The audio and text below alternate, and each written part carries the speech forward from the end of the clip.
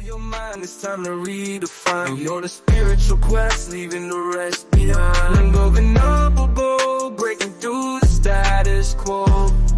We untamable, watch our spirit elevating consciousness. Yeah, we on the rise. No system can hold us down. We're reaching new heights, breaking through the chains, breaking through the wall. Ungovernable energy.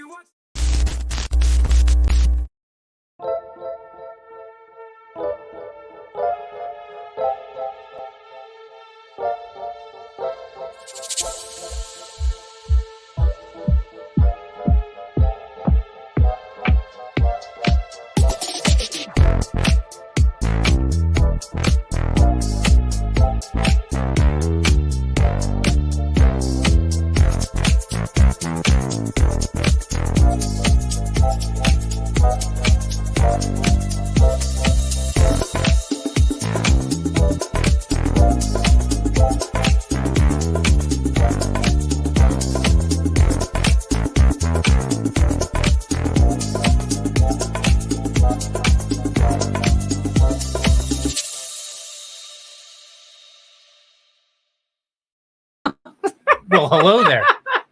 You're not in my way. I feel like you're uncomfortable with my leg on you. People can't see that, but even in the hottest heat in this room, my leg is over your legs. See, Jocelyn likes to stake her claim by putting her leg over the top of me, and when it's 100% humidity and 90 degrees, that's how it works. I don't feel the affection that's involved. What are we talking about? Oh yeah, this is a podcast, and we're like doing a show. I had an idea. Hold on, wait a minute. Oh, this is Ungovernable. I'm Matt. Bring wine? It's Jocelyn. I did not. You brought beer. I brought a beer for myself. We both pre-gamed, unfortunately. But I am drinking coffee. I have coffee too. Just because I also have to go to a new job tomorrow, so I can't be very completely. Exciting. I can't be reckless. Let's put it that way. So I have to go to a new job tomorrow, but we wanted to do the show because we had crazy adventures this past week. So I'm sorry I interfered. No, what were you going to say? I was just thinking. Yeah. That I'm not really a homesteader, right? But I try to be. Yeah. So I make upstairs. I'm currently making kale chips. Yeah. And I'm pickling beets. Yeah. And I was so proud of myself when I sealed the jar. Mm-hmm. I roasted the beets.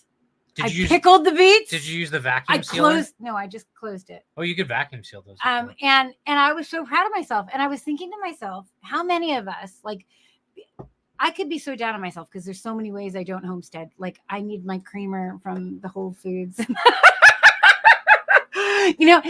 But I did these three things that were very homesteady, and I was so proud of myself. And I thought, how many of us get down because we don't do it all the way? Because a lot of this world is all or nothing. So people get down on you. Yes, yeah. In fact, already today I recorded an episode of. I did an interview for the Agorist Nexus that's going to be coming out. I don't know whenever Brandon releases it, but even in there, I talked about my predisposition to thinking that I have to go 100 miles an hour or nothing, or right? if you go in between, people think you're not really doing it. Yeah, but it was a big step to make pickled beets. So you might not be like a hardcore homesteader.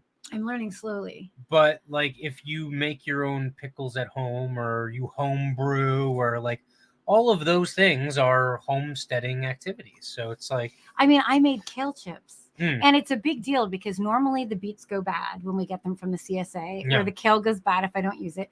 This is 2 weeks in a row I did kale chips and I'm using last week's beets now. Yeah. I don't know, but it made me feel so proud. And I thought to myself, how crazy are we as, I don't know if it's just Americans or if it's everywhere. If you don't do something 100%, you're people, they don't feel you. Well, no, there is a what's the word I'm looking for? There is a purity test culture that we live in. Yeah. Right. And I don't like it. And it's an all or nothing thing. And how, because who goes from no homesteading to fully homestead? It's been 3 years for me to pickle beets though, right? It's been three. I feel like it's been a while get to that point. Yeah. Yeah. I still can't can. Yeah. I can't. You can't. I can't. One day I will figure it out. You might can. Yeah. Like that's such a dad joke. That was fantastic. All right. No, one day I'll be there. Actually, the kale chip thing, like I like kale chips if they're kind of like salty, like really basic. Like just make the chips and like cheesy. salt them. But these are like non-dairy, kind of like cheesy kind of coating, and I just didn't like it. It wasn't my thing. Well, I made them because everyone else ate them. But we were going to talk about something else today. We were going to talk about lesbian angels. Come on, man. we always go on diatribes. In fact, what's funny is we're going on a diatribe before we go on a diatribe about lesbian angels. So, so cool. Yeah. So, where the hell do we want to start? So over this past week, the one like major event that we went to was the Joan Jett and Alanis Morissette concert. So good. Yeah. I've been waiting to see Alanis Morissette. I never saw her from like the 90s. I loved her in the 90s. And I just never got to see her live. And you made me leave early, but it's a good thing we left early. It wasn't just me. There was a child revolt. Yeah, the 7-year-old wanted to go. And the 13-year-old. The 13-year-old didn't want to be there. So like that was too much estrogen. Yes, it was a very there was a lot of estrogen at the venue and the concert in general. There were a lot of husbands. Yeah, there was a bunch of husbands. Yeah. I would say the ratio was probably like at least 3-1, like women to men, and a number of those men probably weren't like husbands. They were there with their other men that they're in relationships with, because I saw a few of that. Yes, yeah. Which was also very interesting. So I don't know how this came about. It just is like the thing. It makes sense for Joan Jett because of Joan Jett and her past history and some of the things that she used to have to like Eliza Minnelli of punk music fight through, and the things that she like sang about even back in the like 80s and 90s. So right? Cool. So cool. The Alanis Morissette thing's a little bit different. So like if no one's ever been, okay, a lot of lesbians in the crowd going there. Not like an Ani DeFranco concert. And very much like a feminist vibe, okay? So much so, like my one critique would be when Alanis Morissette went on, the first 2 songs, the background was nothing but political, like I would call it political messaging. She would say it's just statistics it was about like statistics of women, you know, women in violence. Yes, yeah. So like there was obviously like a political message in the first 2 songs. I'll hand it to her though, that if that was not the entire concert. It was the first 2 songs. Yeah, there was a lot of and then after that it was just a concert. Yeah. Right? Like, which was I appreciate that. I can stomach performers doing that. Or at least as opposed to making the entire performance.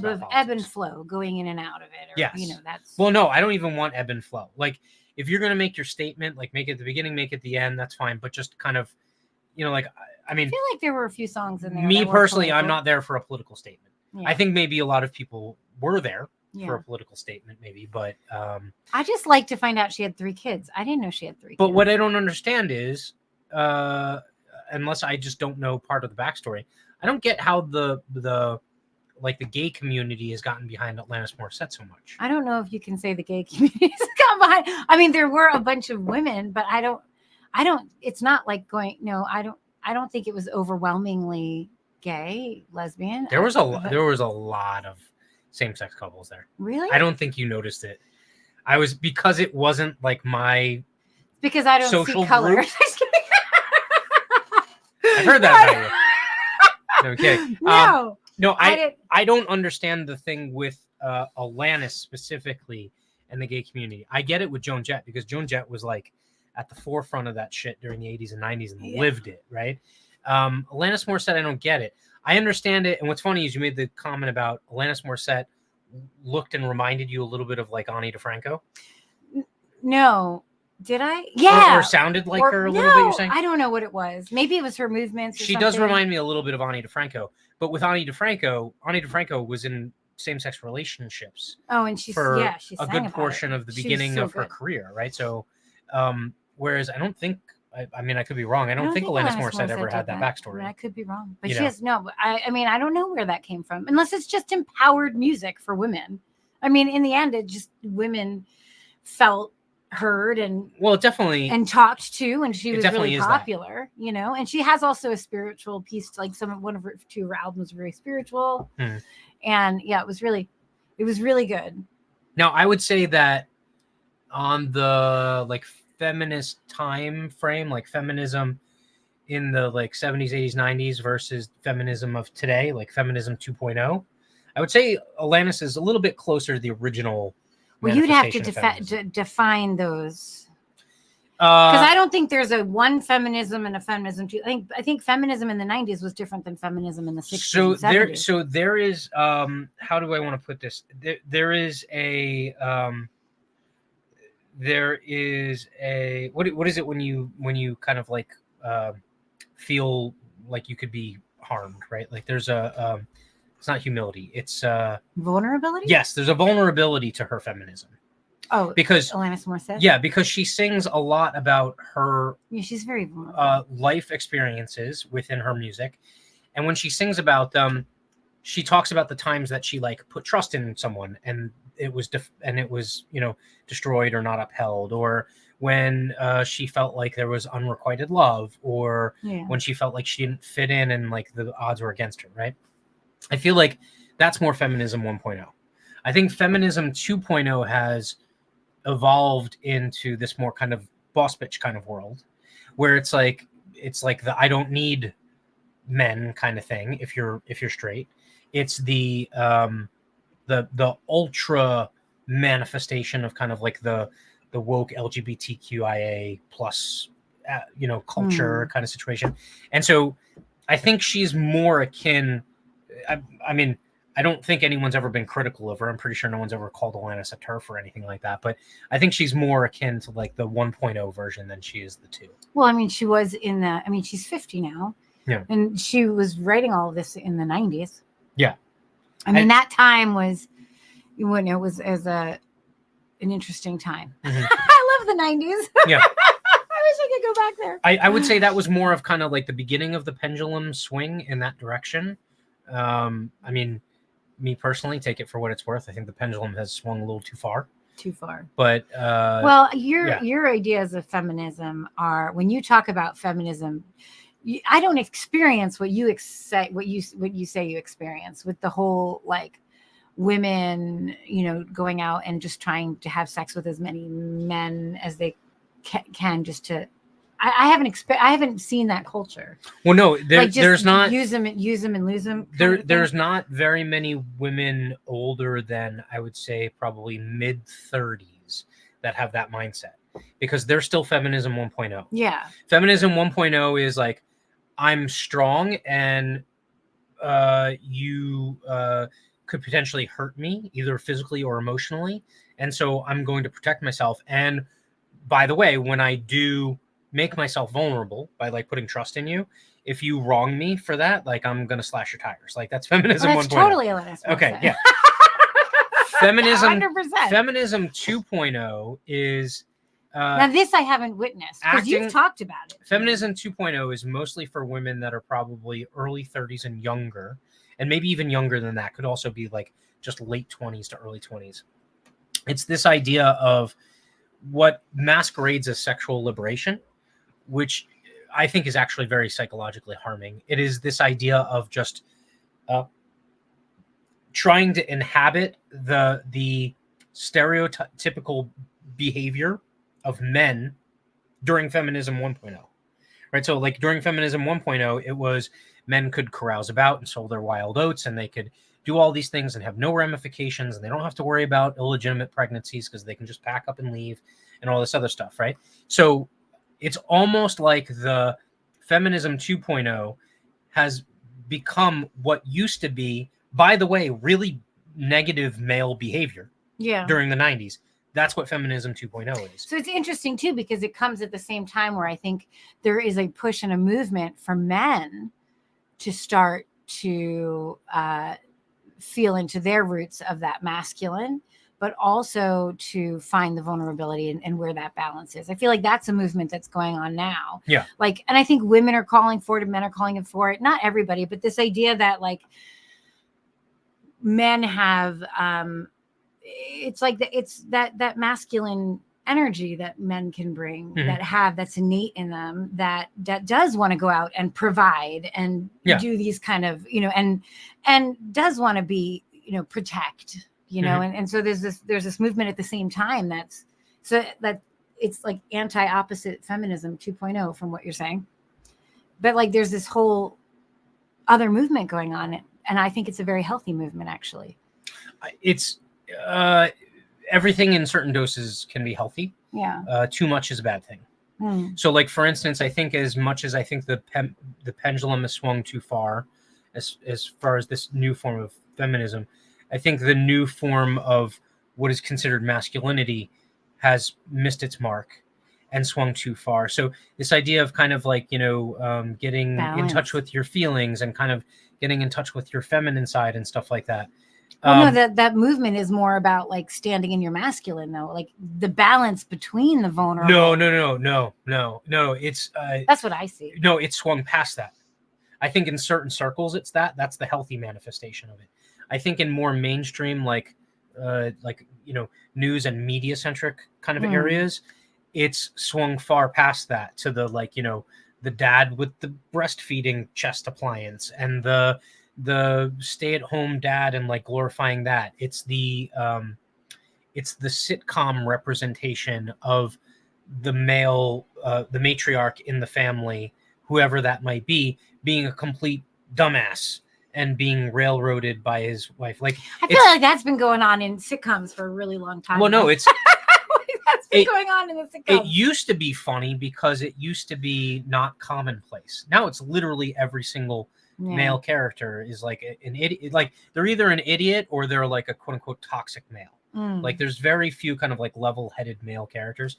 But I would say that pendulum swung, bless you, that pendulum swung too far too, because I love the idea of, and I strive to this very ineffectively at times.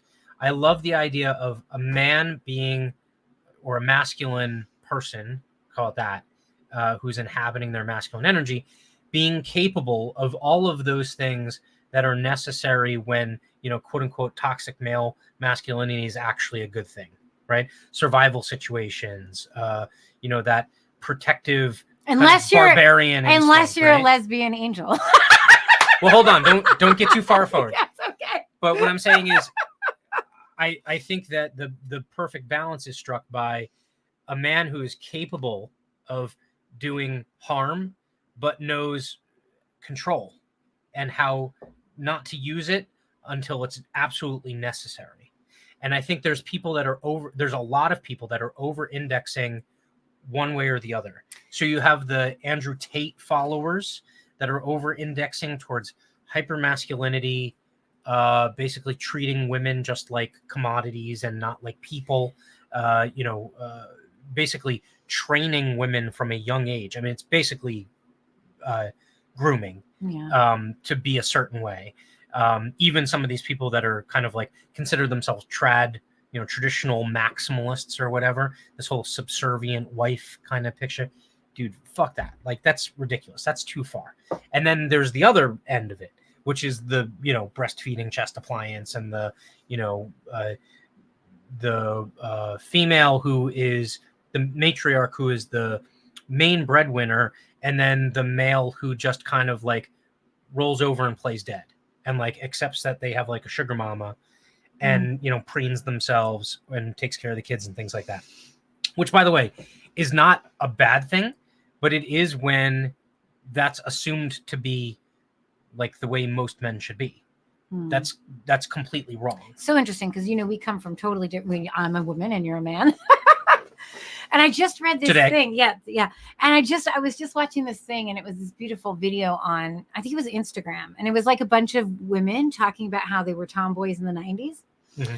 And at that point, they weren't being told and it was a controversial post, but nobody in the post, nobody just went off on anybody else, because it was controversial, because it was like in the 90s, you could be a tomboy and you weren't told that you were maybe in the wrong body. Right. It was like this whole thing. But it was a beautiful post. It was done.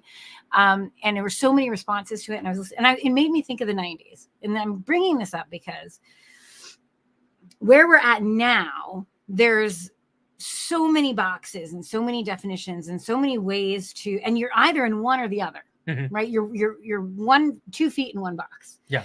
In the 90s, whereas the like gay and lesbian, bisexual population had a hard time in the 90s. It was not easy, right? I'm not sure they've had an easy time ever. But No, it wasn't easy in the 90s. But at the same time, in the 90s, there was this idea that you were just on a fucking spectrum somewhere. It didn't even fucking matter, right? Yeah. It was like you were, everyone was whoever they are, and then their little slider on the spectrum. It was fine to be anywhere, and maybe people felt that they could be anywhere, maybe in private, not so much in public in certain places. But I feel like that's more like that was more of the feeling or the vibe back then. And so now I think of how and just what you're saying, this idea of like, what we need to do is find the slider again and be like, okay, I can balance in this slide. Like I can balance on this, what's that called? Oh, like a range? Yeah, I can balance within the range or whatever that's called. Yeah. I can balance within it. Yeah. Some days I can send my slider a little bit to the right, and some days I can be a little bit to the left. But we're so like, we get into these places where nowadays that it's like, well, I've got to do this. And it just goes back to what we were saying in the beginning, which is like, you have to do something 100%. Yeah. Right? Like, why can't you just slide the fucking slider in and out? Well, I can also say what's funny is like talking about that kind of dynamic between, moving from one form of feminism to the other, and then one form of kind of male archetype to another. It's very much so. It's been studied that women are much more pliable in terms of their sexuality than men are. So like, for instance, if men are gay, they're like very gay. If men are straight, they're typically very straight. But there are some exceptions, right? So there are numbers of men that are bisexual or somewhere in the middle, right? But it's far less when compared to the female population. And at the extremes, many more women gravitate a little bit closer to the center of the spectrum. Most men push out to the further end, right? Mm-hmm. And again, this is dealing in a very kind of like two-dimensional world. I'm sure people that are like, more with the kind of like, trans research world will talk about there's other axes or whatever. I'm not even talking about that, right? No, I'm just talking about the 90s. I mean, and how like at that point it was like you are who you are, and it was like you can be a masculine woman, a feminine man, a feminine woman, and you could take that slider anywhere you wanted to go. Well, so the other thing that has happened within the last, I'd say probably like 10 years, labels have become what people not only identify with, but they also derive their self-worth from. Yeah, it's not good. And it's not healthy, right? And so like people are searching so much for the right label to call themselves. That the box they fit in. Yeah, and the problem is everybody's fucking unique and their own person, and no one's gonna fit perfectly in any box. Well, that's the problem. The problem is that like if there is even a small spectrum, like anyone who understands baseline geometry understands that there's literally an infinite number of points in a line. And so you could be just a small differentiation from someone to your left or to your right on the line. And now all of a sudden you feel like you have to come up with a new label for it or whatever. And now we have, infinite sexualities, infinite genders, that kind of thing. And truthfully, at the end of the day, I wouldn't even, the only reason why it's necessary is because you have that dynamic where people are drawing a lot of their, not just their identification, but their self-worth from that label, whatever it is. And this is a cultural shift that I really don't see it as sustainable because it's kind of self-destructing in a way. Well, it definitely cuts people off from others in a lot of ways. But I think, when thinking about... Well, like hyper-fractionalizes groups, right? Yeah, right. Like when you had support of if you're part of a larger group, right? I feel like you're talking about feminism and I was talking about masculine, and so everybody has a sacred masculine and feminine inside of them. Mm-hmm. Even the most feminine of women has a masculine side. Mm-hmm. And, and so we kind of have that, and we balance with the slider on that. Yeah. Individually and who we are. The only thing I would say is, as far as like the imagery goes, I don't know if that's necessarily a slider. What I would say is like, it's more like a mixing table, right? Like, and so like, I like that. Like mixing it up. So like an ultra quote unquote bro kind of masculine guy might be overly indexed to their sacred masculine most of the time. But that doesn't mean that there's moments where they're not kind of like, shifting back a little bit. I love the idea of the mixing board. Yeah. And it's, you get in a lot of danger with that too, because again, people are super critical of like, no, like I'm 100% man, like I'm not any chick or whatever, which is funny. We're going to talk about Jungian archetypes and kind of like Jungian thought as far as Jimmy Dore's interview, which you still haven't seen. I haven't seen it, so I'll show you an excerpt of it, and we have to watch the whole thing because. But I love Carl it's awesome. Jung. He talks about the debate too, which is. And I have to, when I was doing the 5 Rhythms with Gabrielle Roth, I went out to do her mirrors workshop in Mill Valley. Yeah. And the woman who ran it was a Jungian psychologist. Okay. And so she set up this whole thing. So like the whole idea was like to know where you are at one moment, like to see everything that's going on in your psyche for like 1 minute or 1 moment. And so you're on a stage, right? And you're just talking and she's like stopping you. And whenever she stops, you freeze and someone comes up and takes that moment of your psyche and they do what you were doing, repetitive, or you give them something to say. There's a whole big like thing to it. But they kind of like reflect it back to you. Is what well, you're on the stage with like 15 people holding like 15 different like fractions of moments that you went through in that like 5-minute period.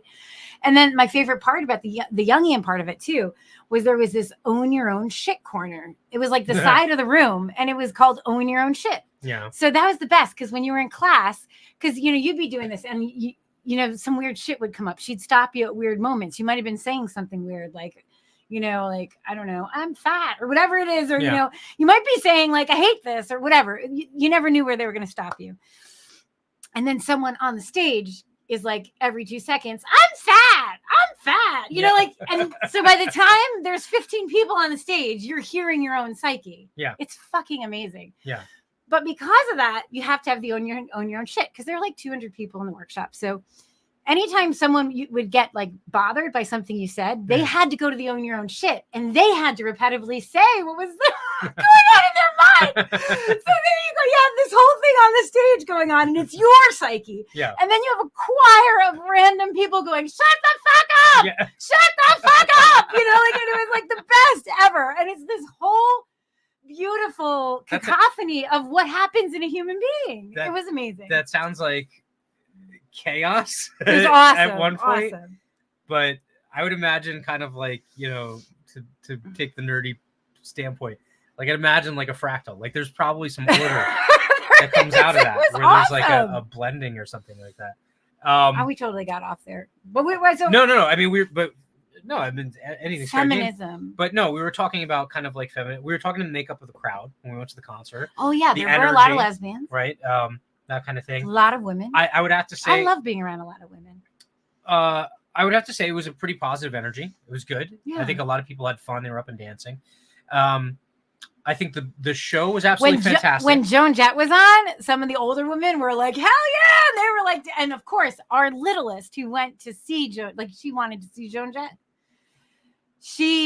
I took video because she was standing there. She had her like. She had the rock and roll horns and, yeah.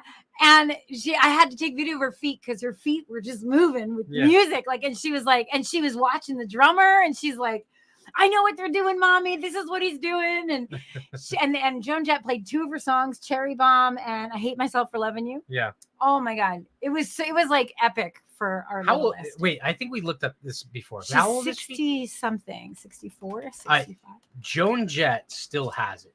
Okay. She's 65 years old. She has it. She's such a punk rocker. She wasn't the headline. She wasn't the headliner. She was the second of the 3 acts. So Morgan Wade was some, I guess, up and coming singer or something. She's very country to me. Like country rockish. She opened. She only did like 4 songs or whatever. Joan Jett did like what a 45 minute to an hour. Yeah, 45 minutes. What I really liked about Joan Jett was she did a ton of songs that you would have never heard before. So she didn't do all of her like most She well-known did good stuff. ones though. And she did some covers. Some covers. She did some from bands that she was in prior to forming the Blackhearts or other ones that she had She was so been friends good. with. And she didn't get the full production value because she wasn't the headliner. No. And but she did still rocked the shit out of the place. Like it was so good. Her energy came across. I mean, she was she rivaled like lead guitar. I wouldn't say like maybe her skill playing the lead guitar, but like energy wise and like performance wise, she rivaled, you know, any of the male counterparts that she has, at least from that era, if not, you know, present. Like, and then when she went up, all the older women were like, "What?" And Yes, they were yeah. like screaming. It was great. You know, it was really good. But there was nothing like when Alanis Morissette came on. No. And Alanis got she got the full production value. So it was all the lighting, all the projectors, Which is what all the these sound concerts was do. cranked all the way up. She had the fiber optic netting behind that gave you all of the projected images, and she got all the special lighting and everything. And it was fantastic. She killed it. Her voice is so incredible. good. I've never seen her live, but it was so good, and she's spastically beautiful on the stage. I don't know how she didn't fall over turning and spinning as much as she did that one time. Yeah. Oh my god! But the mic had be handed to her as she crawled on the stage after she turned so much. Well, no, I think it was wonderful. I'm pretty sure that was staged. Yeah, orchestrated. But I still don't know how she did it. She turned forever. I mean, she's 50. Like and she's got 3 kids, incredible. 13, 8, and 4. Is that what? Something like that. Yeah. So that was really fun. So that was our excitement of last week. Yeah. We went. It was like all day. We left at 2. We got home later than anticipated. So we parked out and we tailgated. Yeah. Like an hour before the show, and we were some of the first ones in because we had the general admission seating. Yeah. So we had to go in and put out our blanket or whatever, and you know, curtail our space. I got to tell you, people are not. They're rude. Yeah, they're kind of dicks. They just walk right over your stuff. Especially when they're drinking and stuff. And I get that's kind of like what comes with a festival atmosphere, even though it wasn't a festival, but the general admission is kind of like that. But yeah, kind of dickish behavior. Really. Yeah, like there were like people's dirty napkins kept running. Oh god. Yeah. Just people dumping trash, and there was like a breeze that blew stuff around. Mm-hmm. But yeah, it was. But it was a beautiful night. It was a gorgeous night. God, it was so good. And so we had to leave a little early because we had to take care of the dogs. We had an hour drive to get back from the venue. It was a PNC. And the littlest and our middle child were both done. So we got to see about an hour of Alanis, and she was on for like an hour and a half, hour 45. I think she stayed on later. Yeah, she went over. So we go to leave, right? Yeah. And we get out. We're like some of the only people that are getting in our car. Yeah. And we're right near the exit. Like I did the typical dad thing, right? Like so we could just leave. Get right near Parkway the exit, right? Go to turn the key, and I get the click, click, click of death. Oh no! And no one's in the parking lot yet. Yeah. And we're not in the regular parking. We're in the additional parking. Yes. Yeah.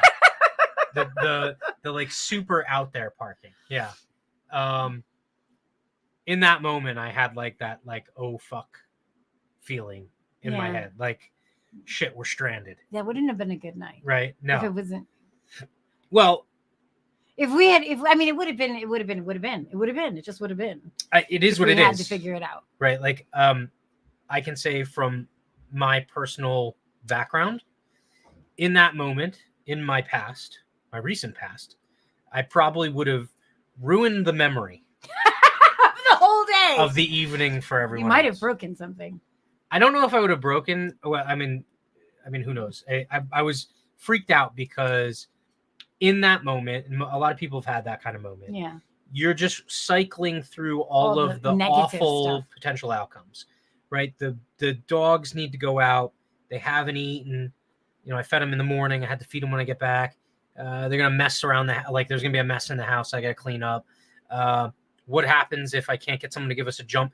Now we're here for extra hours waiting for a tow truck. or a jump and then from it's going to them, be the traffic getting and out. then it's the traffic getting out, and then it's like, and and how then are it's you the going? money, How are you going right? to charge your car while all the traffic's trying to get through the parking lot? All, oh my god! Like all of that shit is just flooding It was crazy. my head in an instant, and I'm almost ready to just fucking lose it. And this one right here, she's just like, oh, let's just flag someone down and get them to jump our car. And I'm like, the black pill in me was so deep. I was like, ain't no one stopping to help us out. Well, the first person didn't. Well, no, I mean, but they were already halfway gone, right? No. Then I stopped the other person, and they had kids in the car. Yeah. And I was like, oh, go. Yeah. But the really negative kind of like judge voice in the back of my head is like, you fucked up. You should have been prepared for this, right? Like, you should have had a charger in the back of the car just in case this happened. We have an older car. And so like, I immediately felt like my, protector, provider, disaster preparedness element of my stereotypical dad role, I've just failed, right? Like I haven't lived up to it. You didn't let it on though. You didn't let it on. Well, you kept a good. I had a little bit of a moment where I was like kind of searching for shit, and you were like, okay, let's flag someone down. And my first response was like, ain't no one's gonna stop, right? And so I just had this kind of like negative feeling. But to your credit, like the next person that drove by, you were like, you waved them on. They stopped. They're like, oh, you having a problem or whatever? Yeah. And they immediately got out and tried to help. But it didn't work. No. And here is where the lesbian angel comes in. Yeah. So the first, do you want to tell the story? Or you want me to? No, it's Matt and this other guy, and they have what are the clips? Yeah, the jumper cables. Jumper cables. Yeah. And they're trying to hook them up, and it's not working. The guy's like, try it, let it go a little bit more, then try it. And we heard it click over a little bit, right? At that point. But then all of a sudden this car drives up and it stops like on the side of this car that's trying to help us. And this woman goes into her car, takes out her own cables that are like really beautifully wrapped. Yeah. And she just stands outside her car looking at us with her cables. Yeah. And and initially we're like, oh, it's okay. We didn't want to bother anyone else. Like they're going to help us. And if it doesn't work, then we'll just figure it out. So you don't have to wait or anything.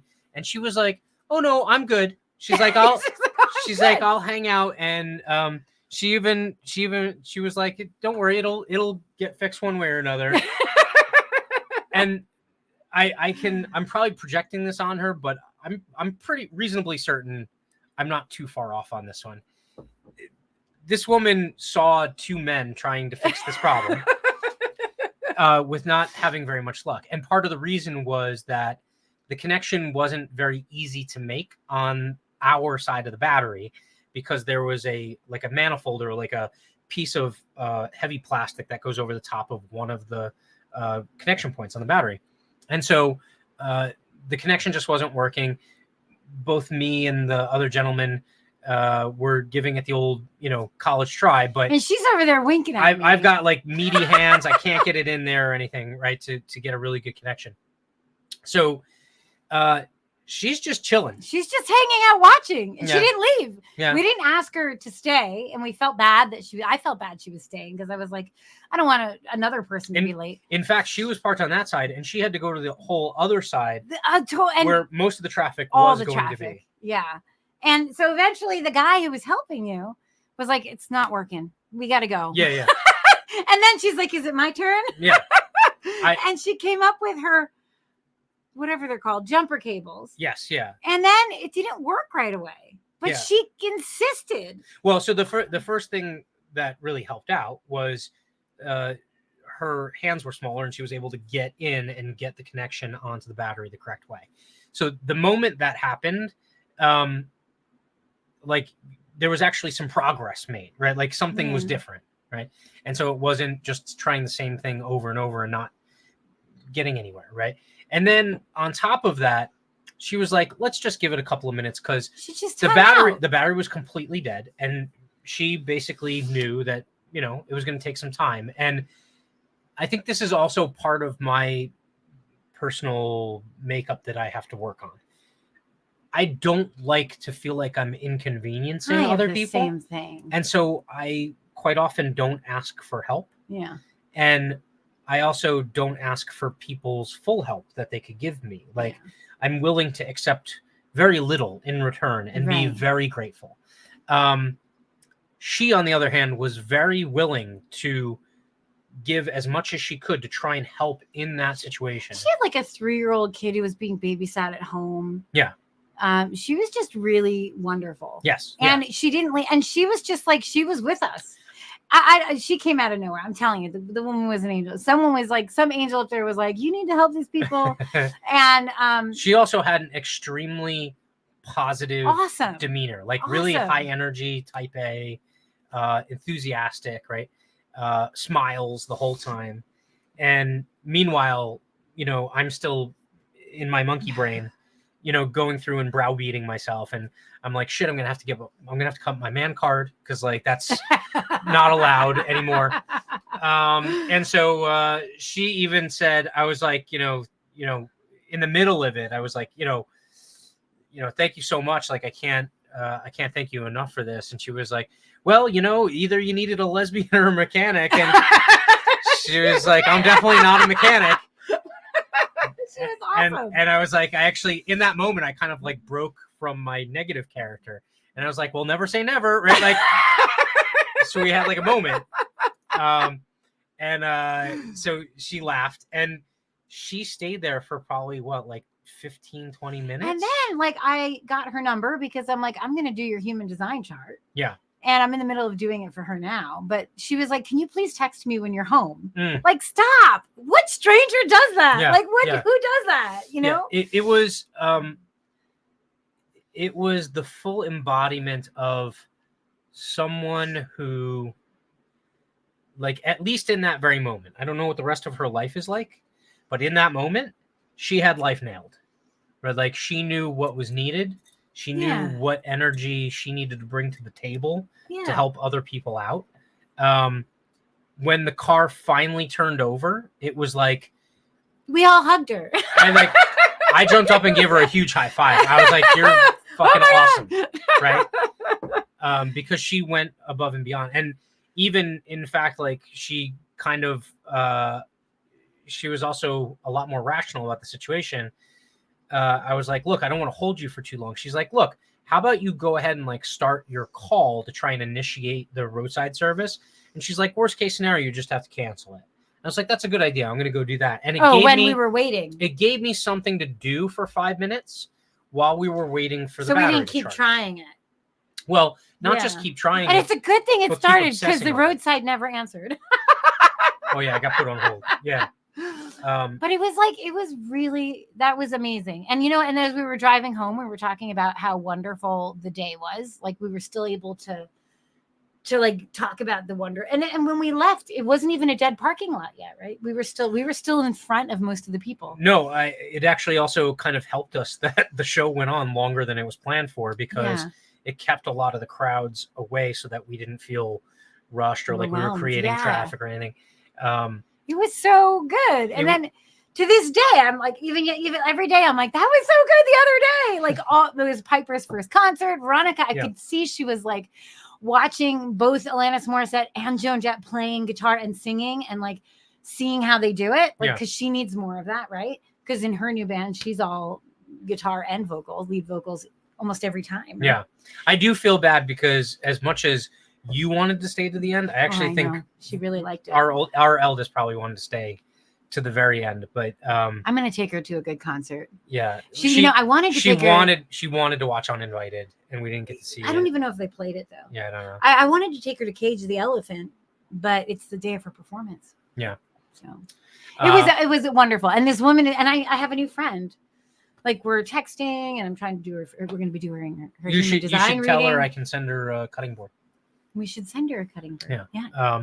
And I have to be honest, having grown up in the like New Jersey, New York area, I'm kind of jaded as far as other people helping as well. So if you're like from Texas, you probably feel like this is an odd story, because most people in Texas probably, I mean, like, you probably get a flat tire and 5 people pull over and try and help you. Like, that's what I've heard about Texas. Could be a caricature or a stereotype. And I think it's specifically, I think women can get help in New Jersey if they need it, like a woman on the side of the road. I've had strangers help me, but as a man, maybe it's a little different. I still don't think it's and as a commonplace. woman, you don't necessarily. No, I don't think it's commonplace either. In New Jersey. I mean, it's like the other time I was at a homeschool event, right? And Yeah. my daughter fell off the monkey bars, and she had like blood coming out of her face and her nose. Yeah. She came running to me, and every other parent turned their back on me. Yeah, like they acted like like they it didn't acted even like exist. she wasn't screaming, and I wasn't like, does anyone have anything? Like they all. I've never gone back to that homeschool gathering again because I felt so. I mean, I don't know, but other groups are great. It could also be a function of just like, I don't want to put it all on this, but could also be a function of like socioeconomic kind of situation right now, where a lot of people in North Jersey, especially if you're kind of like white and middle class or higher than middle class in specifically North Jersey, there's probably that like almost like champagne feeling of like, oh, if someone's pulled over on the side of the road, oh, they'll just call AAA. Like they probably have AAA, or they'll get roadside assistance, or like, it's not a big deal. Or I or the other cope would be like, well, I'm in a rush. I have a lot to do, and I'm a very important person. I have all these things to do, because North Jersey is also very like go kind of like feeling. I think that's most of Jersey. South Jersey and West Jersey are a different animal, but like northeast Jersey is it's like New York City. It's basically New York City South. Yeah, is what it is. But it was Manhattan West, because technically it's lined up. But so anyway, I just feel like we experienced extra help. Yeah, extra help. I don't know where it came from. She's a beautiful person, and we're trying to pay it back. I can say that I honestly was given a very good life lesson in that moment. I feel like you grew. You didn't let on a lot of what was. I was afraid the whole way back you were going to be. No, I needed to do. I've been doing some of the work ahead of time, so that played out. But also, it gave me stuff that I identified that I still have to work on, which is a positive. Which, by the way, one of my first projects coming up is to build like a preparedness and safety kit for both of the cars in the house. We should definitely have some kind of charger. We didn't even have jumping cables. Jumper cables. Yeah, we didn't even have them. I had used them in the past, and I don't know where they got moved to. But I've done all kinds of research as a result of it. They have now like lithium battery packs, almost like you don't want to keep a lithium battery in your car. It's very safe. They have a very safe track record because you're not using the battery or charging it in the car. It's when they're charging, which is when they typically explode. But like a charging battery pack like this, but they have it for cars, and it puts out enough output where you could actually, on a full charge, and it holds the charge for up to 2 full years. On a full charge, you could jumpstart 20 cars. Oh. And it's actually also kind of a forced jumpstart. So sometimes even if the battery is bad, it works. So you can get to the next spot. So yeah, I've done a bit of research. But yeah, we were visited by an angel. It was totally an angel. She was one. I mean, everything about her. And there were times my friend, I was talking to Amy this morning, and she was talking about a time when she went swimming with her brothers when they were younger, and their brother's friend, and and her brother and her brother friend went too far out, so she had to go in and get them each and bring them back to shore. So she got her brother. I think I'm saying this right. She got her brother, brought him back to shore, and went out for their friend, but it was too far. He was going under, and she's like, out of nowhere, some guy from the other side ran into the water, brought him to shore, and then left without them being able to say thank you. She's like, it was totally an angel. I'm like, yeah. She said another time she was at the laundromat she was working with, and there was a fire that she had to put out, but she instead evacuated everybody. Yeah. But she said some random guy just ran into the store, took the fire extinguisher, put the fire out, and left. Never saw him again. That shit's an angel. That shit is an angel. There's a reason. Drive-by firefighting. And drive-by life-saving. Lifeguarding. Yeah. She said by the time the guy pulled her family friend out, she had to give him CPR, and he had to go to the hospital. By the time she was done with the CPR, the guy was gone. Never saw him again. Huh. Like, what? You guys have had to have experiences like, does anyone out there have any experiences of like, I want to hear that. Angels? Yeah. Like something happening in your life where you're like, just out of nowhere, someone comes and saves you or does something that it's really, I mean, I bet you if you talk to your friends, they'll each have some kind of story like that. Yeah. Well, I mean, I'm taxed to think of one from my past. I could probably come up with one, but like, this one is definitely on the list. I mean, having gone through that. I mean, it's not at the level of saving a life, but it was like, it was just how it happened was so genuine and out of nowhere. Yeah. And it was like, she just stopped and stood outside. I mean, it was really cool. It was awesome. What I also thought afterward, a couple days after it was an interaction that was completely devoid of anything other than just helping a human helping other humans. Yeah. It didn't have labels. Like, I mean, obviously she was very proud to be a lesbian and more power to her. Like, I mean, I'm glad she's proud of who she is. Yeah. But beyond that, it wasn't, there was no purity test. There was no like, hey, who did you vote for? Because if you voted for the wrong person, then I'm not going to do this or whatever. There wasn't any of that. It was, one human helping a carload of other humans. And it was really nice. Yeah. And I mean, to experience that is really beautiful. I can also say that in that moment, and if anyone's had one of those moments where, there's some kind of setback or something, and all of those kind of like worst case scenarios flood into your head. I particularly suffer from this. I inflate those scenarios to make them feel like they're worse than they are, right? So like at the end of the day, if the dog pees or poops in the house, right? Like, is that really, I mean, like, is that really an awful occurrence? No, it's just a minor inconvenience, right? If the kids would have had to take a nap for a couple hours while we waited for a jump or an extra battery or a tow or something like that, would that really have been that big of a problem? Like, would that have been, earth shattering or life-changing? No, it's a couple of hours, right?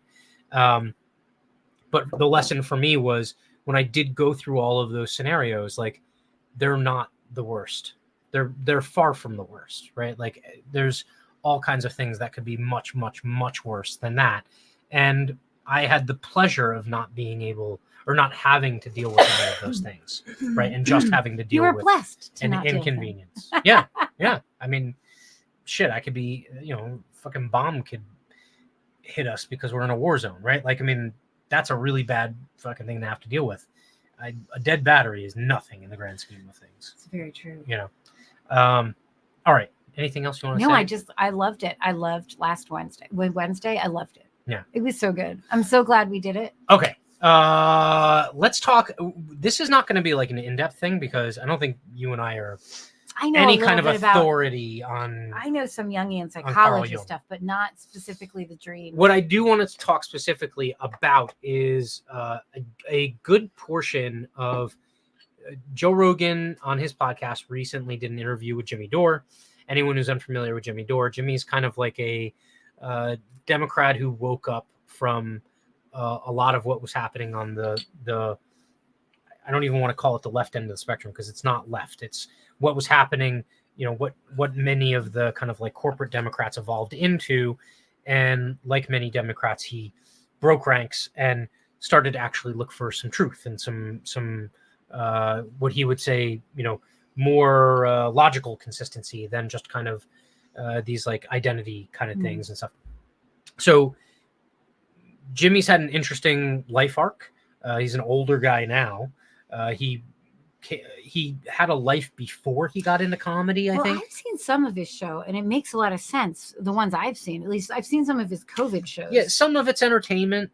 Some of it does get into some of the traps of traditional kind of like clickbaity shock media kind of stuff.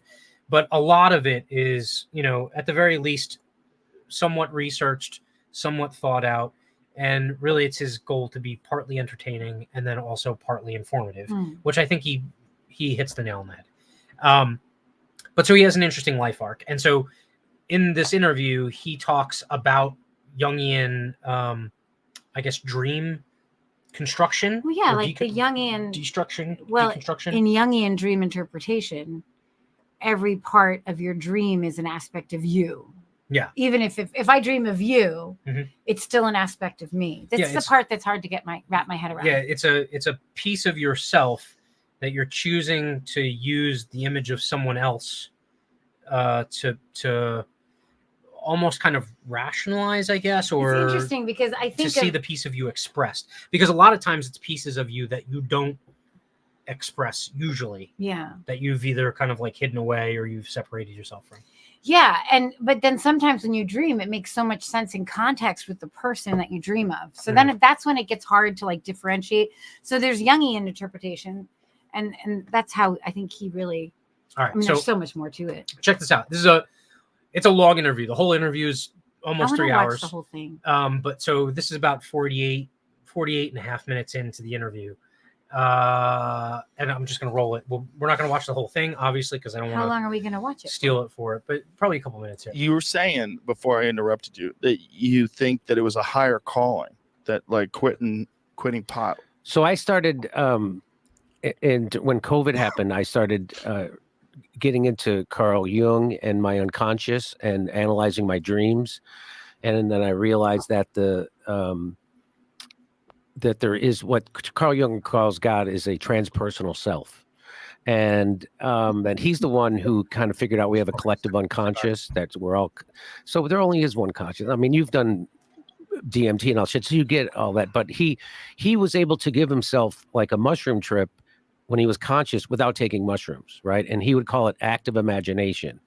So he could go into his unconscious and confront all these things that like archetypes and God that lives in your unconscious. And he had to have a person that was there to make sure he didn't go crazy. And so he did this for like 4 years, from like 1913 to 1917. And we talked about this with Shane Hazel, and I brought this up to you before. Yeah, like because he said he didn't think that you could get to the spaces that his trips have brought him to heal, and I don't believe that. But I do think it takes a lot of. I do think it takes a lot of discipline. Yes, and I think maybe the asterisk there is the ease of getting to that state. Oh yeah. It's much easier to just take a substance. Yeah. Right.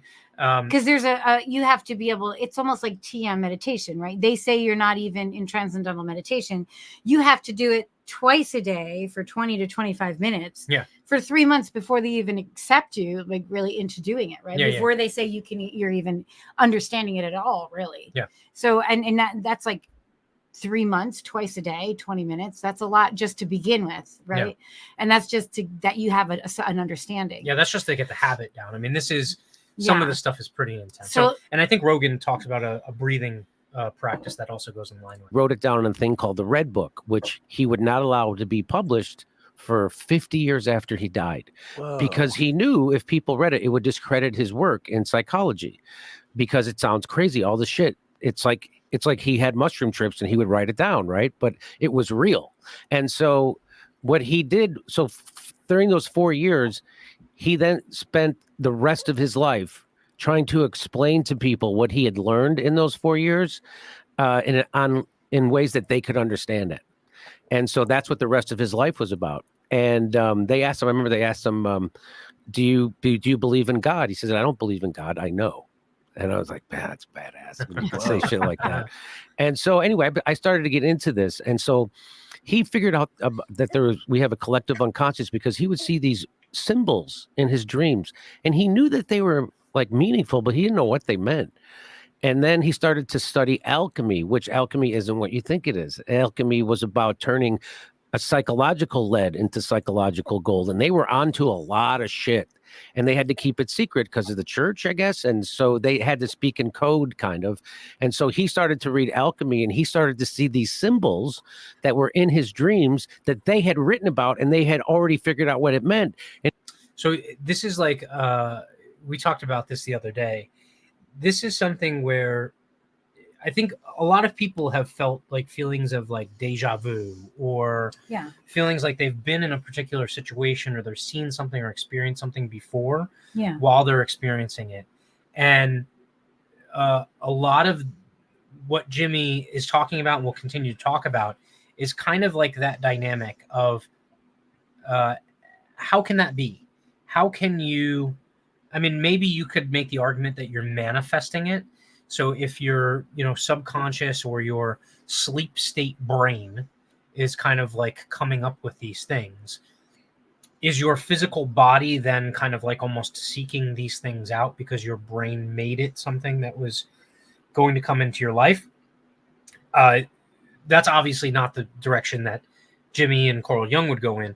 They go in more of this kind of like, shared experience, this kind of like collective consciousness where we all kind of like add to the pot, right? And we also can kind of I think that's very true. It's like the more light that you can bring in your life, it's like it brings more to the universal experience of life. Yeah. And I think a lot of shamans talk like that. A lot of spiritual people speak to that. Yeah. Finding the light in your life. Well, I know are you going to play the part that's talking about sleep? I only ask because it's so funny that you brought this up to me. So Matt told me a little bit about this interview. I want to watch the whole thing, but you would talk to me about how important sleep was, right? Like that sleep in these dreams that come to us, it's very meaningful, right? Mm-hmm. And then I was looking at, so in human design, they have a sleep chart. Mm-hmm. And so I was just looking a little bit into it. In human design, you have 9 centers. Yeah. And it comes from the top down. But when you're sleeping, you're a totally different being. When you're sleeping, it's a horizontal chart with only 5 centers that moves from left to right. Mm. So this idea that when you sleep, you're a completely different being than when you're awake. Yeah. And I thought that was so interesting that I had read that right after you were telling me about the sleep part of this. So here, I'll keep playing it, but I mean, it is weird to think about. We are like not awake 8 hours a day. So I don't want to like spoil the rest of the interview for anyone if they haven't like listened or watched it yet. But there is a component here where Jimmy Dore talks about kind of the nature of waking versus your sleeping life, and connecting to that piece of you that when you're asleep, you somehow have the ability to tap into. And so some people can do it while they're waking, but they have to change their state of mind to kind of mimic sleep almost, or a trance. Well, right? That's like a brain state, like a theta or a delta. Yeah. Like somehow you have to kind of like almost tap into it, right? Like, and this goes to we talked about this a little bit with Mark Hughes a couple episodes ago. It's, a lot of people assume that the analogy of the Matrix in the movie The Matrix, where everyone's like physically plugged into something, they assume that that's actually what it would look like, right? Like if we're all in a quote unquote simulation or whatever, that we would all be physical beings locked into this thing. Jimmy doesn't get into it, but immediately it got me thinking, like, what if it's actually the reverse? What if the physical expression of our life or whatever was the Matrix? No. What if the physical expression of our life was the thing that plugs us in, but then the psychological aspect of it is actually life, right? Like I don't know if I'm explaining. I don't this think correctly. You're explaining it well, but I think I understand what I'm saying is, like, what if your waking life is the cheapest version of life, right? It's just the nuts and bolts. It's just what you have to do to get to the sleeping state, to get to that otherworldly kind of place. And many people never get past that. They never get past that physical survival state. Yeah. In order to get to the place that's really where the work is done. I mean, really where then you add in there substance of life is, right? Add in how many people are anxious, have insomnia, have depression, or on drugs that stop you from sleeping, or drugs that keep you asleep but don't actually give you good sleep. Yeah. I mean, think about that as like a layer of the Matrix. Jimmy actually talks about that too. When he quit pot, he had a problem sleeping at first.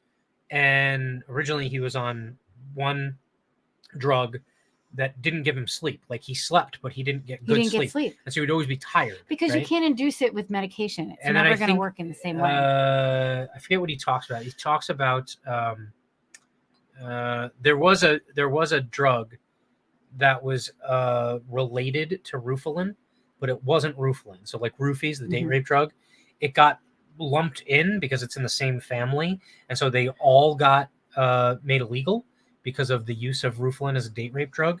But this other drug is actually able to give you sleep where you actually get like dreaming sleep, where you're not just completely whacked out. Sleepwalking. Yeah.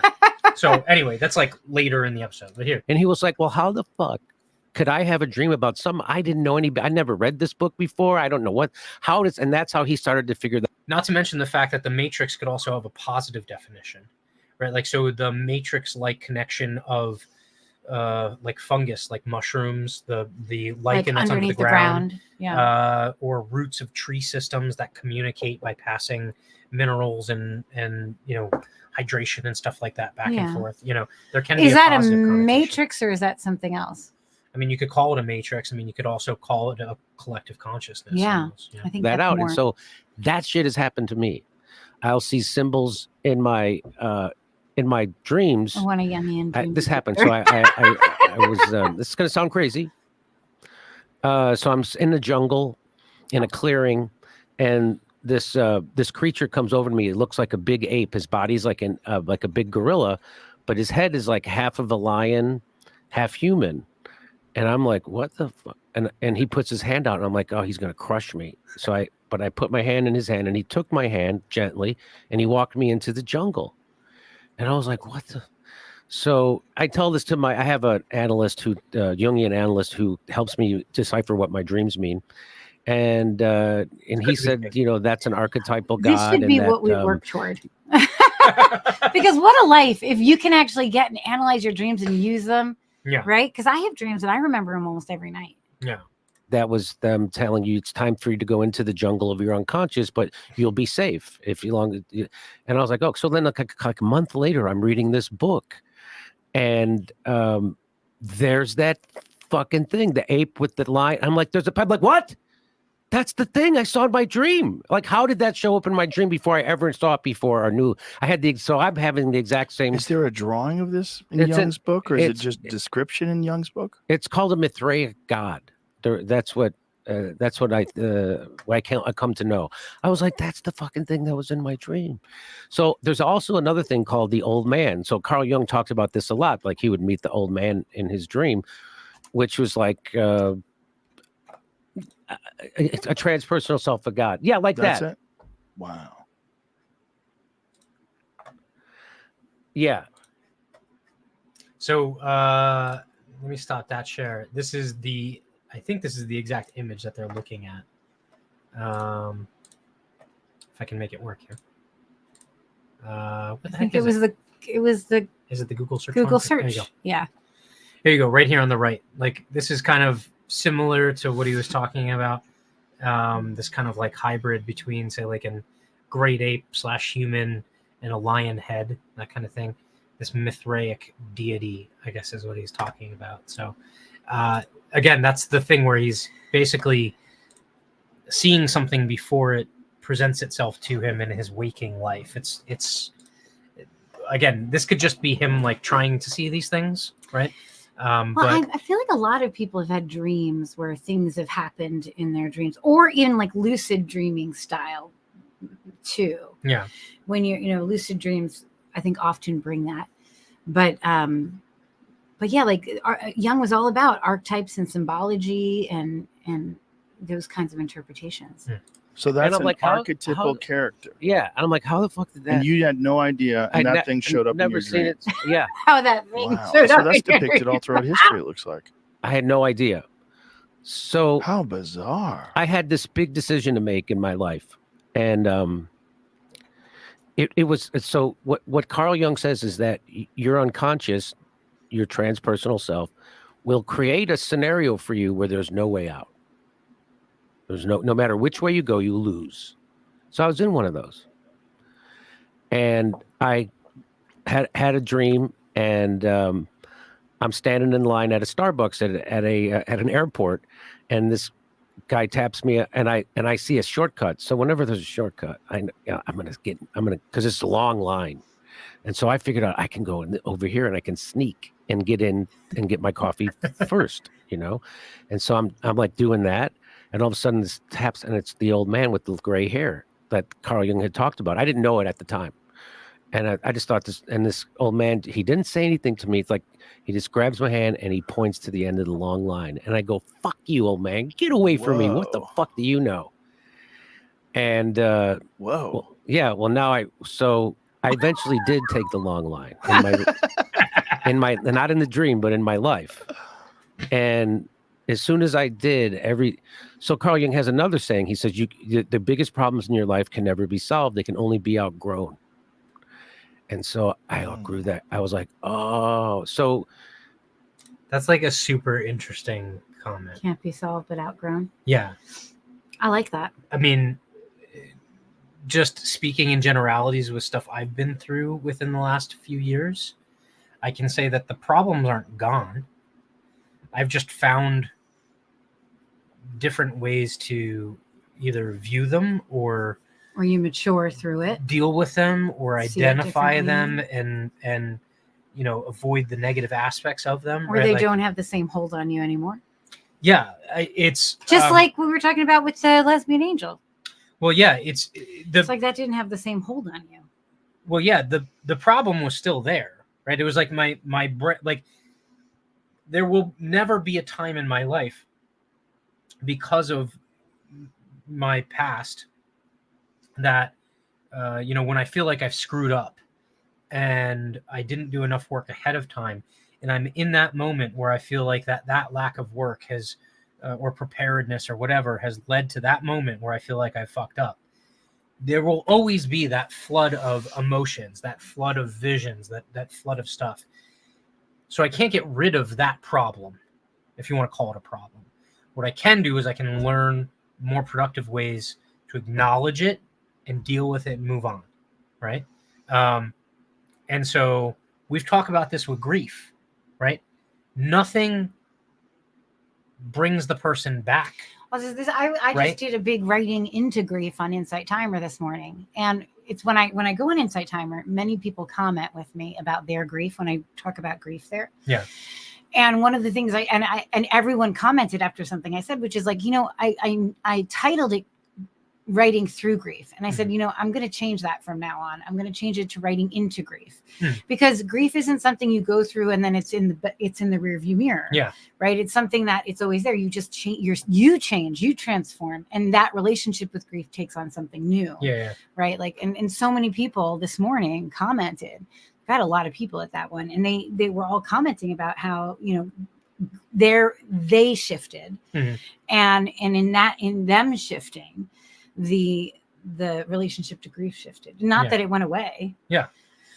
No, I mean, if you feel the loss of someone, you're never not going to feel the loss of that person. Yeah. You might distance yourself in terms of time. You might distance yourself in terms of even kind of like physical distance, depending on, who that person was to you. But you're never going to distance yourself fully from, you're never going to trick yourself into not feeling that loss. And so your choice is to basically, it's almost like, what was the analogy? Was it the analogy with the rocks in the jar? Yeah, the rocks in the jar. And then at first the jar has a big rock. Yeah. But then the jar grows, so the rock looks smaller. Yeah. The jar grows, so but the rock is the same size. The grief is the rock, and the I always like that analogy. The grief is the same size, but our life gets bigger. Yeah. And so the grief feels smaller, but it's still the same size. There's a lot of like life coaches that use like the jar on the rocks kind of thing. And the way I've heard it more often than not is the jar is fixed, which I don't think is true, but the jar is fixed. And so like you add in the big rocks, which are kind of like the small rocks go to the bottom. Check marks in your life or whatever. I've heard this analogy. And then you put in the medium-sized rocks, and they fill in some of the other spots. And then you put in the really small rocks, and then you put in sand. And then like there's that whole thing. I don't like that. I like the idea of the jar getting bigger. And the rock being what it is. Yeah. I think that's so true. And I think that there are too many of us think that we can just go through grief and like something, or at least something like grief, and it's behind us. Yeah. It's just not how it works. Yeah. It happened. And so I've had these experiences. He also speaks to the fact that sometimes the quickest route, right? And this is kind of a overused aphorism or whatever you want to call it. Sometimes you have to take the longest route to get to where you're going, because there's some shit you have to learn along that path, right? Whereas you could get to that, like some form of you that could get your place coffee quickly, fast, right? Right? But Like, you need to have to be on the line. But you know, I mean, this is also enters into a discussion of like fate and things like that. If you don't go to the back of the line and you do cut the line, what happens if the coffee isn't ready yet? Right? And you would have had to wait anyway. Now you've pissed off everyone, or, you know, they had to wait for a delivery or whatever, and you take the back of the line. Right. Or you meet the person that you end up marrying at the back of the line. Right, like, right. all of these things are, you know, completely overlooked by people that are always looking for the quickest route to get to somewhere, you know. And no, not to be off topic on grief again, but that's one thing grief has taught me is patience. Things happen in time. Yeah. Patience. I would say it's a balancing act, and we can talk about this at a different time, but Yeah. it's a balancing act between attempting to heal and move on and actually embracing and feeling the impact of Because the loss. life does continue moving. Yeah. But I've noticed the more space I give grief, the more I move through it with ease. Yeah. So, but you didn't finish that thought. Like, what was wrong with the back of the line? Like, what did you realize by going to the back of the line? It's like I don't want it's a little personal. So like about the situation in my waking life.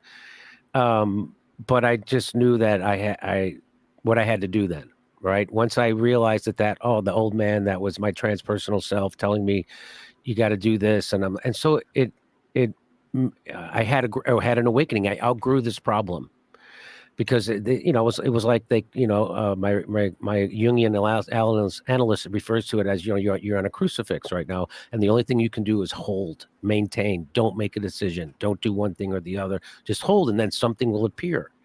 And that's what appeared. Isn't that just trust? You know why this resonated with me too the first time that I watched this? What's the card I always pull when we do tarot readings, right?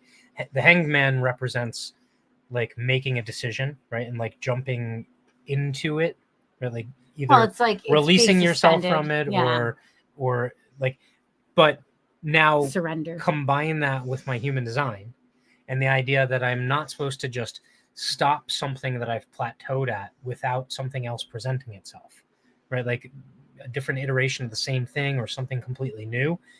Like I'm supposed to just maintain, right? Like just hang out, and like live that experience until an opportunity presents itself. And so that also really kind of resonated with me. It was in my dream. To me, that it coincided with the synchronicity and me reading a book about what I was supposed to do. I'm like, holy fuck. What do you think dreams are? Totally a Jungian. So I think it's a mistake to dismiss them. I think dreams are the same consciousness that creates this waking life, creates your dream life, right? And they're important. And if the more attention you pay to them, the more you'll get out of them, and the more it'll rise up to meet you. And so I keep a dream journal. I write down every dream I have, and you'll start to see patterns. And I've had. So I was reading this book called The Undiscovered Self by Carl Jung, and it's amazing how it fits what's happening right now today, right? And I tried to get to Bobby Kennedy to read it with me, but this will get a little political. Well, they started off political, so. Oh, well, so my question, I want to watch the whole thing. Yeah. Because I feel like it's interesting enough to me. And then having read the human design, which the human design sleep chart, like I said, it was 9 centers when you're awake. Yeah. And it goes from top down, the energy. Yep. But when you're in your sleep chart, everyone has a sleep chart as well as a waking chart. The sleep chart is on its side horizontal with 5 centers. You're only working with 5 centers, and the energy goes from left to right. What's interesting, so you're absolutely different. You're a different type. You're a different, like everything's different. Yeah. Different centers that are undefined and defined. You only have, I think, 14 gates or 34 gates. I forget which one it was. And when I was thinking about it today, I thought, oh, you follow your design when you don't sleep in the bedroom with us, because we really, in human design, you shouldn't be sleeping with anybody. You shouldn't be sleeping in anyone's aura, because they talk about how when you're asleep, that is when you're most conditioned. by the auras around you. Mhm. And so if you're not sleeping next to somebody's aura and being affected by that, and you have a full night's sleep and then you wake up without that other influence of an aura, that's the way to get completely deconditioned. And I've heard this about a bunch of, like, specifically projectors and reflectors need to sleep on their own. But this, when I was hearing it was like everyone should sleep on their own. And I'm like, there's just not that enough bedrooms. But I'm wondering now if, like, people that are having relationship issues, if they should, like, it's Lucy and Ricky. No, wait, did Lucy and Ricky have? No, they had 2 different beds. Oh, they have 2 separate. I don't know if that's 2 different beds or 2 different bedrooms you need, though. But like, it's this idea that when you're in your sleep, you're vulnerable to all of this stuff. Not that you're unconscious vulnerable, but like you're working now from 5 centers instead of 9. It's so interesting. Well, so no, I mean, I could imagine, like, just kind of trying to put some, like, visual context to it. If you're opening that gate or that portal or whatever you want to call it, right? Even if it's a little bit open, stuff can flow through, right? But then also, if you're now either spatially or even metaphysically, connected with someone else, or it's possible that their shit could fall through, come through your gate, right? Yeah, I mean, it's and I noticed that I like to nap alone, but it's the nighttime sleep. So it's interesting, and to think, I've been thinking so much about why the hell are we like, I feel unconscious to the world for 8 hours of the day. Like, I don't, but I have very intense dreams. Yeah, and I always have. I was just looking at the different archetypes, and there's like there's more so than much this. here. It's like there's main archetypes, there's minor archetypes, and actually there's a beautiful tarot deck called the Archetype deck, and it's Crans. Krans is her last name. I don't know what her first name is. Kim Crans. It's all based off of Jungian archetypes? Well, she creates her own archetypes, but they also embody about a bunch of the Jungian archetypes, and it's a beautiful circular deck. It's Kim Crans, the Archetype decks. I highly recommend it, especially if you're doing dreams, because it's the kind of deck you can look at, and it speaks to a lot of the Jungian archetypes, but it also speaks to, it's beautiful. Everyone should get it. This is like, I believe. I mean, there's somewhat of a very, you're going into it in this. There's even more than the 12, though. Complicated, structure here in terms of the corporate perspective on Jungian archetypes. Which well-known corporate brands are representative of each of these archetypes? Who wrote this fucking article? I don't know. What are you looking at? No, I don't know. Coca-Cola is under innocent? Yeah. Learning freedom. Get off this. Yeah, I know. I think these are all. Though you can go back up and see the. Let's see. Is there IBM is the ruler? Is there a piece of shit manipulative archetype? Because most of these companies fall under that category. Every man is Kentucky Fried Chicken. Wow. This might just be kind of like a way of relating it to like someone who's a normie. Yeah. I guess maybe, I don't know. Not that these companies necessarily embody those cultures or that archetype, but but you do have your 12, but there's a lot of archetypes. Those are just the main archetypes, and you have the mother, father, child, which is like the beginning. So we're gonna have to get someone on to talk about. I know a few people who do Jungian archetypes, really, and or kind of like dream state type stuff. I think would be interesting. I think it'd be amazing. Yeah. I mean, I know people who do hypnosis. I don't think hypnosis is the same. Yeah. I could get someone to come on to talk about sleep state and human design too. I mean, it is super interesting to think of that. I mean, we literally close our eyes and we wake up 8 hours later. So like, what is that? I forget who I was There's listening something to. there. I forget who I was listening to when he came up with this like analogy, but he was talking about how to kind of tap into whatever you want to call it, like whether you want to call it this kind of dream state with this shared unconscious mind, or whether or not you want to just talk about it in terms of like the way that transcendental meditation talks about like going to the bottom of the ocean and clearing out of the noise, whatever you want to call it, prayer, meditation, that kind of stuff. He was like, you just have to think about it from this standpoint. It happens spontaneously, but what you have to do is create the conditions for it to happen spontaneously. So he was like, think of it just like sleep. if you have kids, you understand this, right? Like your kids are up, they're running around, the lights on, they have music on, the TV's going. You're trying to shut down all of those distractions and quiet their life and turn the lights off so that they can lay down in comfort, close their eyes, and create just almost kind of a blank canvas for that dreamlike state, that sleep-like state to take over. Transcendental meditation is exactly the same way.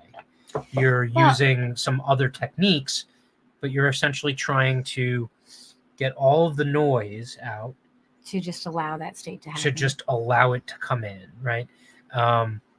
And it's also one of those things where I've definitely felt, especially with transcendental meditation, the harder I try, the less it becomes impossible. Because you're trying by, and then you're judging. Trying to force things, right? You just kind of have to let it be, right? It's a definitely. I will say that like everyone should keep a dream journal. I often forget to write in my dream journal. Yeah.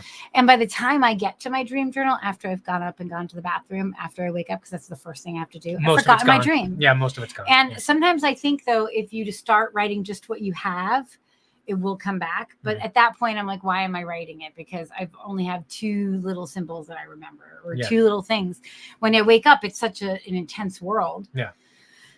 And and my dreams are so fucking crazy to begin with, like insanity. I've spent most of my life not feeling like I have dreams, but really there are times in my life where I can close my eyes and almost be transported back to that dream that I had, because I'm very sensational when it comes to these things. Not like big grandiose, like woo, sensational, right? Like no, like sensory, right? Like I'm very sensory about it. And so a lot of times when something in the physical world reminds me of the sensory stimulus that I had while I was dreaming that dream, I'm like, I can close my eyes and I'm right back into it. I've also always been a very visual learner. And so when I took tests in high school and college, I would try and remember what the page on the textbook looked like, or I would try and remember where the professor or the teacher was standing at the board and what they were writing and the shapes of the things that they were writing, in order to remember an answer to a question if it wasn't immediately coming to me. And so I spent a lot of my life not really feeling like I had dreams, because they just kind of go off into the ether. Yeah. But they come back to me when you get sense of something. Yeah, it's like, which by the way could also be, those kind of like deja vu type movements and stuff. I love it because when Piper sleeps with us, she dreams very actively, and if I am upstairs meditating while she's still sleeping, she laughs out loud. Yeah, and you have like jibber jabber. I mumble. It's really I ask weird. him questions. I don't. He'll be sleeping, and he'll just be like, I don't know.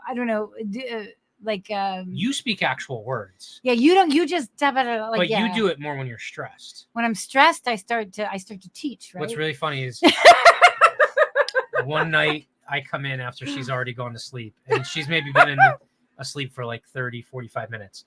So she's not in like deep sleep, but she's like starting to get there, I guess. And you are full on teaching class. That's what I do when I'm stressed.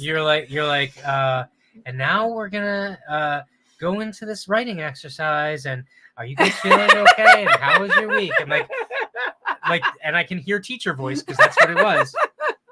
And it's just like those moments where, I mean, it could also just be you kind of replaying, right? Because there's also this the review, right? Almost. There's also this computer-like quality to the human brain as well, where we, when we're sleeping, we reorganize thoughts. We rationalize things that happen to us during the day. And so people that are a little less woo-woo are probably going to say, oh, well, dreams are just our way of trying to make sense and clearing everything order out. Things, or trying to... But it's so much more fun to think about it as like a different kind of portal, and to think about it as a subconscious kind of bubbling up and offering itself for us I think to do things. The truth is somewhere in there. It might be closer to like that being a universal subconscious, shared experience kind of thing, or it could just be an element of it, right? But at the same time, to completely discount it, I think is wrong. Yeah. Because I've said it before, when you spend a third of your life, assuming you get 8 hours of sleep every night, when you spend a third of your life doing that, there has to be a freaking reason for it. Yeah. And people try and come up with physiological reasons like, oh, well, that's when you grow and that's when you repair your body and stuff like that. That's when you get into delta. Your a lot of your other body processes are down-regulated and some of them are up-regulated. Well, wait, can I just say something really quickly? Sure. So when we detox and we clear our systems, that's when you're in the delta state. So as we get into delta brainwave, right? The reason kids heal so quickly from things is because they have an extra round or two of delta. Because we cycle through alpha, theta, delta, in cycles. So a child goes through 5 to 6 cycles, and they're in that delta cycle. As adults, we don't have as many of those delta cycles. Okay. So we miss 1 or 2 cycles. That's why yoga nidra is awesome, because if you do it before you go to bed, you're upping your game of delta cycles. So your body can basically heal from all the inflammation and things that are happening, right? But the idea is that you in a yoga nidra, and you've been through a yoga nidra where you get to that delta state. The delta state is called the bliss state. Yeah. So when you're not actually sleeping, but you're in delta state, there's definitely it's called the bliss state. Yeah. Right. And right before the delta state, you have the witness state in a yoga nidra, and the witness state is all about kind of like imagery, and it's very Jungian. Yeah. It's all about imagery and symbols and symbology, and it moves into the delta state. But when you're awake in a delta state, that's the bliss state. So it's almost like that delta state is what you're talking about. Yeah. So it's interesting. Yeah. Just a different take on it. There's definitely Jimmy Dore, Joe Rogan talk about it in that interview as well. The fact that so many people spend most, if not all, of their lives literally trying to do that. If you think of Buddhist monks, that's what most of, or a lot of what they're doing is they're meditating for an extended period of time, trying to put their brain into some of those states, which, might be that kind of, not just blissful state, but also that state of ultimate kind of, transference or download of whatever that is that, they're tapping into. Yeah. Crazy interesting. Yeah. So we'll definitely have someone that we're gonna have to line up to talk about Jungian archetypes is awesome. and dream states and stuff like that. And just this whole world is awesome to question and think about, and keep a dream journal. Keep one, see what happens. I'm gonna start writing in mine. You can have yours. Yeah. Don't touch my dream journal. What? Yeah, and then you have to see if when you sleep downstairs by yourself. Yeah. If the dreams are different than if you sleep upstairs. It's usually with the dog, because she's being a pain in the ass. Well, the dog has an aura. She does, yeah. So, and it's a crazy aura. It is I offered that we bring her into the podcast today, but you didn't want to. That would be mayhem. Maybe another night. Yeah. So with that, if you've made it this far, we appreciate you. Thank you so much for spending Sunday evening with us. Yeah. Definitely help us out. Give us a thumbs up, a like, share, and definitely subscribe. Are you going to put or multiple channels. You going to put the link to that in the comments so people can watch it for themselves? It's super easy. Just go on YouTube. I don't know if it got put on Rumble, but it's definitely on Spotify. Anywhere where you can tap into the Joe Rogan Experience or the Joe Rogan Podcast. It's on there. It's I think it was 6 or 7 days ago. So just look up, Jimmy Dore, Joe Rogan interview or podcast. And then if you think about any angel situations, feel free to comment. Oh yeah. In the comments, have you had a run in with any angels, lesbian or non-lesbian? We don't discriminate as far as that goes. So, all right, that's it. So that's it. I went through a beer, a coffee, and now almost water. You're gonna be up all night long. You're never gonna get to that Delta dream state. I'll get there. Oh, all right. Don't you worry. Everyone have an absolutely fantastic Sunday evening. Week. Have a good week. And bring your dreams for next week. Yeah. We want to hear them. Yeah. Or angel stories. We will see you next Sunday night. So Yeah. have a good one. Peace. Check on your mind, it's time to redefine. You're the spiritual quest, leaving the rest behind. Ungovernable, breaking through the status quo. We untamable, watch our spirit elevating consciousness. Yeah, we on the rise. No system can hold us down.